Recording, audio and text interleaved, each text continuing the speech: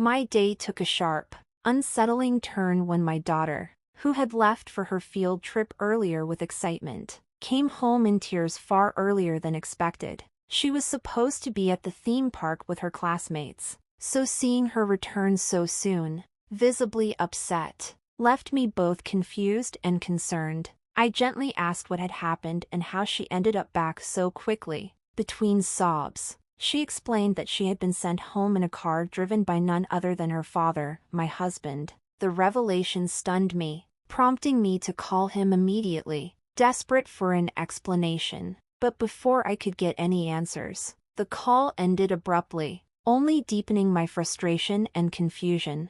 As I searched through her backpack for clues, I found her lunch, carefully packed that morning, completely ruined, and her water bottle empty. Barbara claimed her father had been the one to cause the mess. That was enough to push me into action. I needed to confront Ethan in person, and I decided to go to his office. The distress Barbara had experienced couldn't be ignored. Our family consists of me, Susan, a stay-at-home mom in my 30s, my younger husband Ethan, and my 8-year-old daughter, Barbara. From a previous marriage, I had lost my first husband in a tragic car accident, and though my mother had urged me to remarry, I hesitated until I met Ethan at work, initially reluctant to get involved with anyone again. Ethan's warmth and understanding slowly won me over. He embraced my past, accepted Barbara as his own, and supported me through the most difficult period of my life. That support laid the foundation for a fresh start and, eventually, a new family dynamic. But this recent incident triggered old doubts and new complexities, highlighting the struggles of blending families and the crucial need for open, honest communication. I had wrestled with the decision to move forward with Ethan, unsure if it was the right choice for me and Barbara, but his patience and sincerity eventually convinced me to take a chance on him. I proposed a meeting between Ethan and Barbara, hoping it would help us gauge whether we could truly be a family. Their first interaction was unexpectedly smooth. After spending a weekend together, I was thrilled to see them forming a genuine connection, like that of a father and daughter. This gave me the reassurance I needed, and I accepted Ethan's heartfelt confession of love. 8 months later, we married, full of hope for our future. Marriage, however, brought its own set of unforeseen challenges. Ethan suggested I stay at home full-time, a proposal that caught me off guard. He believed it would be better for Barbara, especially with her starting elementary school. Reluctantly, I agreed, despite my initial reservations and the fact that I enjoyed working. I hoped it would help ease the tension between us, but as time passed, the strain on our relationship grew. One day, I left Barbara with Ethan for the first time since we'd married to visit the hair salon. When I returned to find a silent house and Barbara asleep but Ethan nowhere to be found, my worry intensified. His later excuses didn't help, especially when he came back reeking of a suspicious floral scent. The growing distance between us only deepened my unease. Ethan began avoiding time with Barbara and me, which caused both of us significant distress. Even though Barbara was young, she could sense the change and often sought to comfort me, offering a smile that became my only refuge in a time of growing doubt. It felt like we were spiraling into uncertainty, and the fracture in our relationship seemed to grow deeper by the day. One night, I woke up to find that Ethan wasn't beside me. I got up to grab a drink of water, but then I heard his voice. He was on the phone, and what I overheard took me by surprise. His words were cruel, expressing regret about marrying me, saying he'd only done it because I looked good for my age and that he was frustrated by the fact that I had a child. Those words hit me like a physical blow. I had always sensed a certain distance between Ethan and Barbara, but I never imagined it ran so deep, or that his feelings could be so cruel. As I listened to his bitter complaints spill out, my heart dropped. The conversation grew darker as he spoke about needing to assert control, his words dripping with disdain for both Barbara and me. The blatant disrespect he showed in that moment shifted my shock into a burning anger. I thought about confronting him right then, but instead, I chose a quieter approach. Silently, I pulled out my phone and began recording his conversation, capturing every mocking word, every bit of evidence of his betrayal. Once I was sure I had enough to confront him later, I slipped away to our bedroom, pretending to have just woken up when he returned. But that night, sleep didn't come, not just because of Ethan's harsh words, but because of the constant tension with his mother. She had always viewed me as the woman who took her son away and had been openly critical of our decision not to live with her, despite her constant pressure and attempts to control our lives. Thankfully, my father-in-law had been more understanding, supporting our choice to live independently as our own family of 4. Now, with this new revelation about Ethan, combined with the relentless pressure from his mother, I found myself questioning everything. The love and hope that had once united us were now clouded by betrayal, misunderstandings, and the toxic influence of external forces. As I lay awake that night, contemplating what to do next, it became clear that the challenges ahead were not just about confronting Ethan, but about protecting Barbara and safeguarding the happiness we once had in the face of all the adversity. The warmth and hope that used to fill our home now felt like a distant memory, and the events unfolding before me were nothing like what I had expected. It all began when Barbara came home from school, her eyes sparkling with excitement as she handed me a notice for an upcoming field trip. "It's to a theme park in the next state," she said, barely able to contain her joy. For a brief moment, our home was filled with a sense of happiness that had been lacking for some time. We shared in Barbara's enthusiasm, enjoying the rare peace. Later that evening, Ethan joined us, showing genuine interest in the field trip and asking Barbara about her plans. It was a welcome change, a moment of normalcy amid the tension that had been building. Little did I know, Ethan was harboring secret intentions about the trip, intentions that would soon shake us to the core.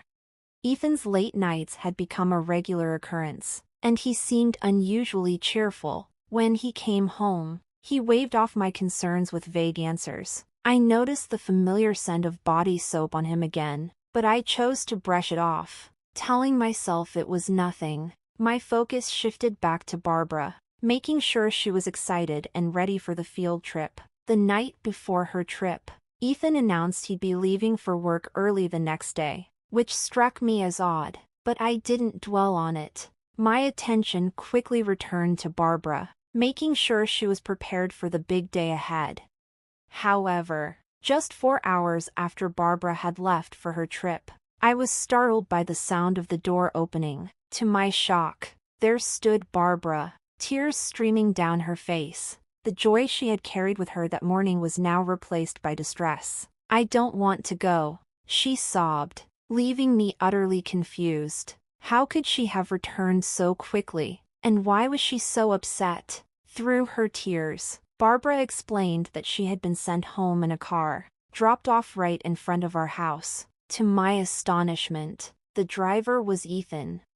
I immediately called Ethan, desperate for an explanation, but the call was cut off abruptly, leaving me with more questions than answers. The calm we had briefly enjoyed vanished, and I was left to reassess everything I thought I knew about our family and Ethan's intentions. Anger and frustration bubbled up inside me, and I turned to Barbara for answers. "Check my backpack," she said, her voice shaking. Leaving Barbara in the care of a trusted friend, I set out for Ethan's office, my heart racing with a mix of anger and determination. On the way, my phone rang. It was Barbara's school. The teacher, clearly concerned, asked why Barbara had returned home so suddenly. She hinted at having heard that a man, presumably Ethan, had cut short her long-awaited field trip. My stomach churned as the full weight of what Ethan might have done settled over me, the memory of his earlier phone conversation echoing in my mind. When I arrived at Ethan's office, a familiar face from my temp days greeted me, unaware of the storm brewing within. I wasn't there for pleasantries. I was there to confront Ethan. Despite the pain and uncertainty swirling inside me, I couldn't back down now. I made my way to his office, and without hesitation, I burst in. shattering the quiet of the workday with the chaos of our personal turmoil.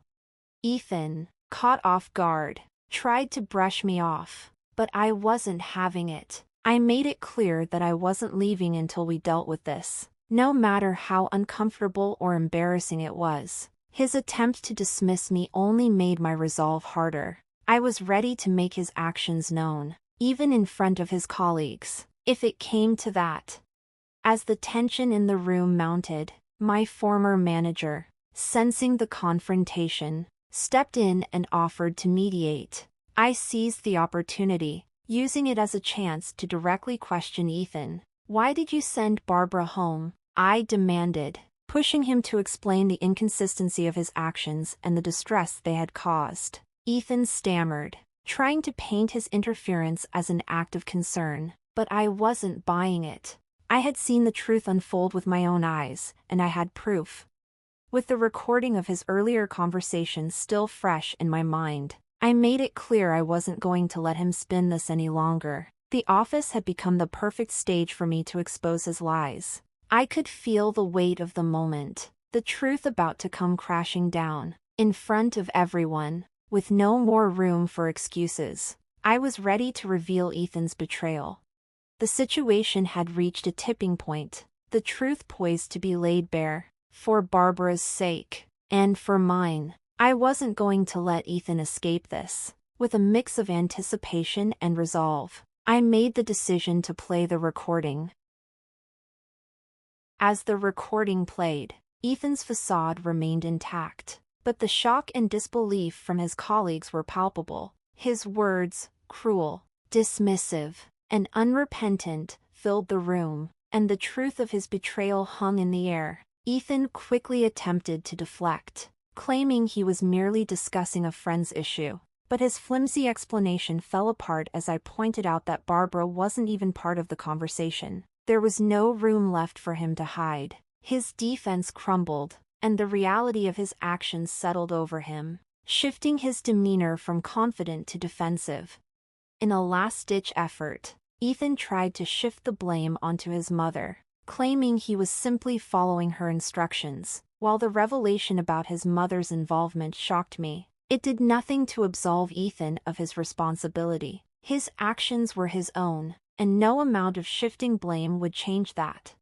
Seeing the tension building, my former manager suggested that Ethan take some time off work to handle the family crisis, a proposal that seemed both reasonable and fitting. Determined to resolve this once and for all, I insisted we go straight to his parents' house. As we arrived, his mother greeted us with a wary look, but it was his father who would hear the full truth. I explained everything, every detail, and played the recording for them. Ethan attempted to play the victim, insisting that he was just following his mother's instructions, but his father wasn't swayed by his son's excuses. Ethan's father didn't hold back, condemning both Ethan and his mother for their scheme. He pointed out the lasting damage their actions could cause Barbara, and his words struck hard. His mother, shocked and silenced by her husband's stern rebuke, had no defense. The room was thick with tension as Ethan's father demanded they leave, ending any hope of reconciliation. There was no room for negotiation, no more excuses to be made. As we left, the weight of the confrontation lingered in the air. Ethan, flustered and anxious, tried to quickly usher his mother away from the situation, clearly desperate to avoid facing the consequences of their actions. His haste, however, only highlighted the failure of their plan.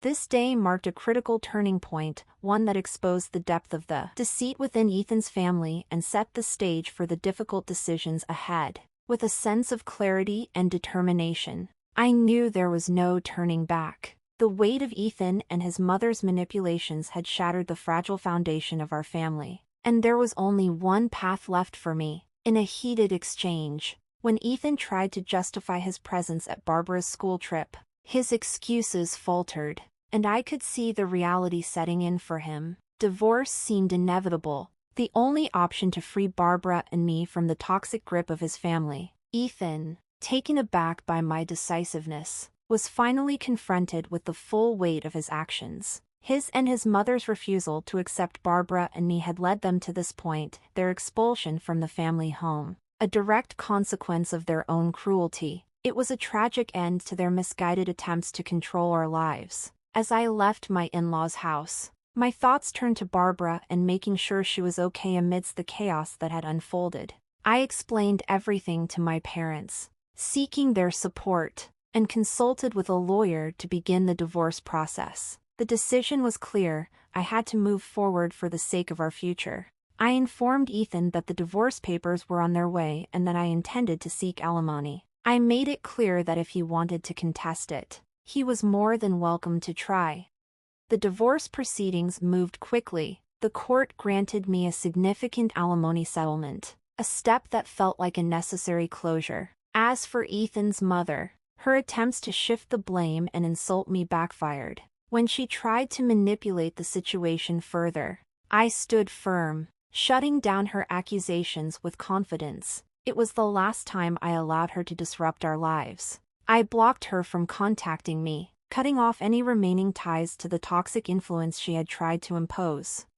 With the legal matters settled, Barbara and I began the difficult but necessary work of rebuilding our lives. We found peace in each other's company, the bond we shared growing stronger with each passing day. We moved forward, leaving behind the negativity and uncertainty that had once loomed over us. My father-in-law later told me that Ethan and his mother were still living together, locked in an endless cycle of blame and bitterness, a fitting conclusion to their manipulation and deceit. For Barbara and me, however, this was a fresh start. We were free to live our lives on our own terms. Our relationship, forged through adversity, became our greatest source of strength. As we made plans to visit my parents and look ahead to the future, we knew that together, we could face whatever came our way. The journey had taught us the importance of resilience, of standing up for what's right, and most of all, the power of love and support between mother and daughter. Our new beginning was filled with hope and determination, and we were ready to embrace it. When I opened it, I found her lunch, a meal I had lovingly prepared for her, ruined, its contents scattered, and the juice from her water bottle gone. "Did Dad do this?" I asked, and she nodded without hesitation.